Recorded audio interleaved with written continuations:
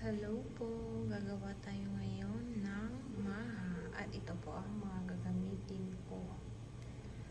Dadagdag lang po tayo ng konting sugar at 3 cups of water. Okay, ito yung ating lagayan. Ilalagay ko yung 2 cups of water. At may 1 cup ulit ako pang tutunaw ko sa ating cornstarch. Lagay ko na po ang gata.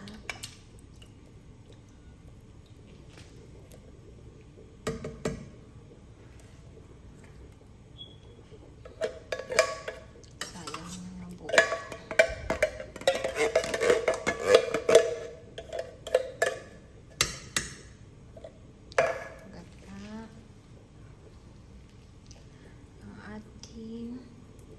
Cream style corn.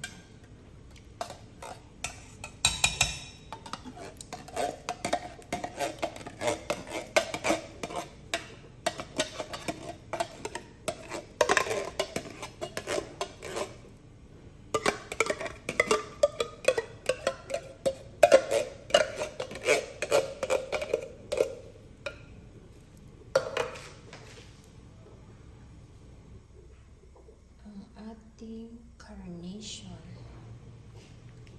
or evap.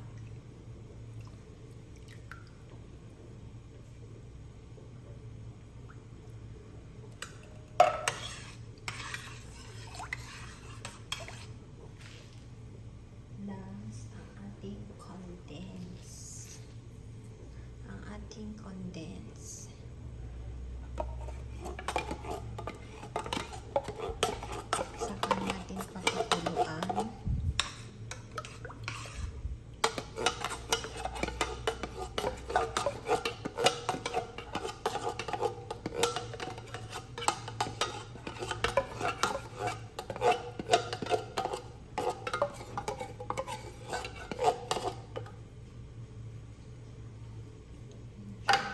Papakuluan na natin siya.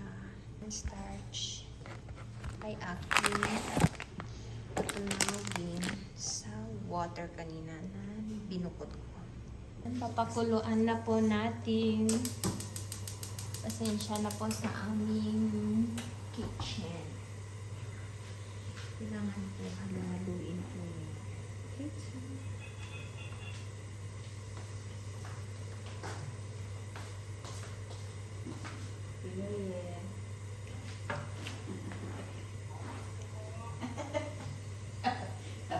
Na naman.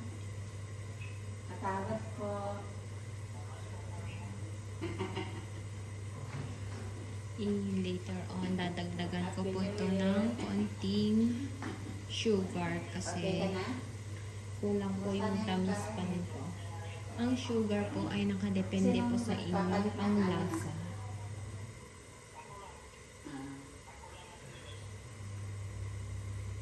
Lalagay po ako ng sugar. Tansya meter lang po ito.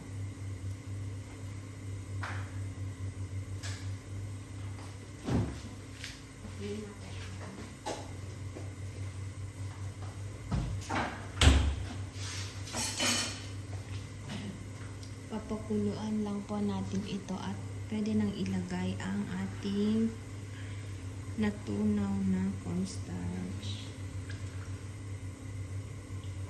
Kailangan pong ihalo para hindi po dumikit yung ano yan sa baba kasi may gatas na may condense.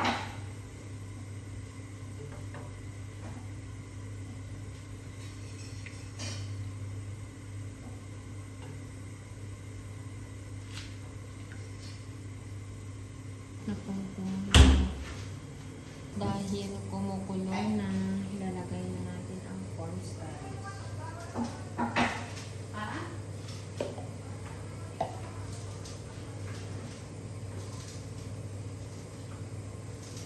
Kailangan po mahinang apoy lang.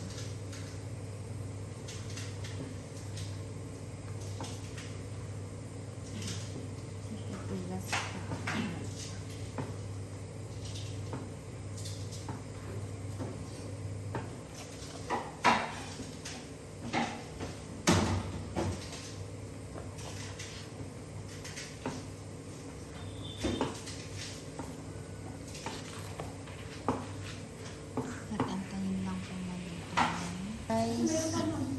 tapos na, luto na, ilalagay ko na lang sa lagayan.